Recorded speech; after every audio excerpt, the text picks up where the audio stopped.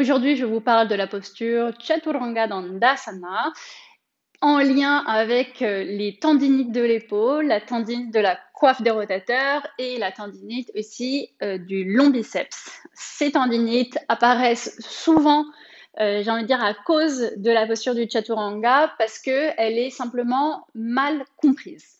Et on met beaucoup de charge sur les tendons au lieu d'utiliser nos petits muscles pour faire la posture.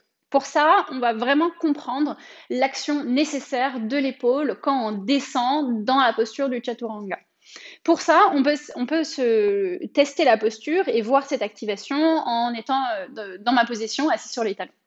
Alors, ce que beaucoup de personnes font dans la posture du Chaturanga, c'est descendre ici avec les épaules qui sont en avant. Donc là, vous voyez que mes épaules, elles sont décalées vers l'avant par rapport à mon flanc et par rapport au milieu du dos.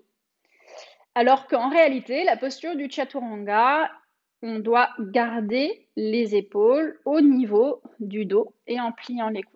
D'accord? Donc, il n'y a rien qui bouge au niveau de l'alignement épaules et dos. C'est juste les bras ici qui viennent se plier le long du buste. Je vous montre dans la posture du Chaturanga. Ce qu'on voit souvent, c'est ça, au lieu d'avoir ça. J'espère que vous voyez la différence au niveau de l'alignement, de l'activation des muscles en fait qui font cette action de tirer l'épaule en arrière pour venir la replacer, aligner avec le flanc. Si dans mon Chaturanga, les muscles de la ceinture scapulaire, les muscles du dos ne sont pas actifs, alors on va mettre une grosse charge sur les tendons de l'épaule. Ça, c'est sûr. Donc, pour éviter ça, j'active les muscles du dos, d'accord? J'essaie d'enrouler légèrement les épaules vers l'arrière. Hein. On ne dit pas de creuser comme ça le dos, mais juste de venir rapatrier, entre guillemets, l'épaule alignée avec les flancs et alignée avec le dos. Vous pouvez travailler ça, du coup, à genoux. C'est une très bonne manière ici de venir sentir le mouvement. Donc, je pars d'une planche ici où je repousse le sol et quand je vais descendre, je vais activer les épaules légèrement vers l'arrière, comme si les épaules ne voulaient pas descendre aussi vite que le haut du corps. Je descends et en même temps, je tire légèrement les épaules vers l'arrière et je m'arrête ici, je glisse en avant, etc. Même chose avec les genoux décollés, mais ce que je veux vraiment éviter, c'est cet enroulement des épaules en avant. Okay, là, vous voyez tout de suite, j'ai le haut du dos en fait qui est arrondi, donc il n'est pas du tout actif. Si les muscles du dos étaient actifs, tac, les épaules viendraient se replacer vers l'arrière. Et ça, vraiment, vu qu'on fait énormément de Chaturanga dans une session, dans une pratique, eh bien, c'est à terme ce qui génère beaucoup de tendinite, parce que simplement, on met beaucoup de force sur les tendons au lieu d'utiliser les muscles du dos et les muscles de la coiffe des rotateurs, d'accord, de l'épaule pour venir stabiliser l'articulation.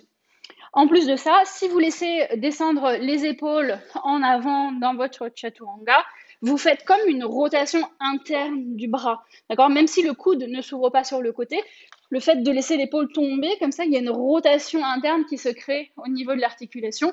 Et on sait maintenant, enfin, je le répète dans chaque vidéo presque, on sait que la rotation interne pour l'épaule, c'est un mouvement qui est sain, mais si on veut vraiment stabiliser l'articulation, on a besoin de cette rotation externe et de l'activation des muscles de la coiffe des rotateurs.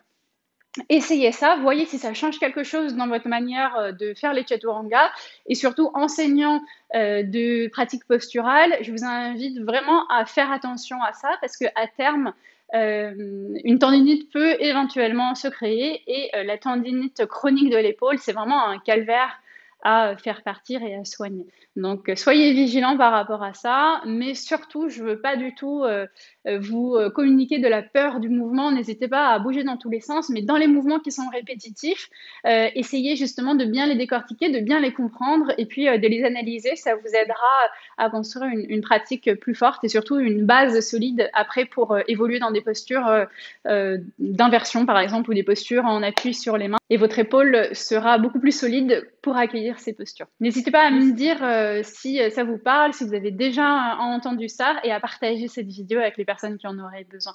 À bientôt. Namasté.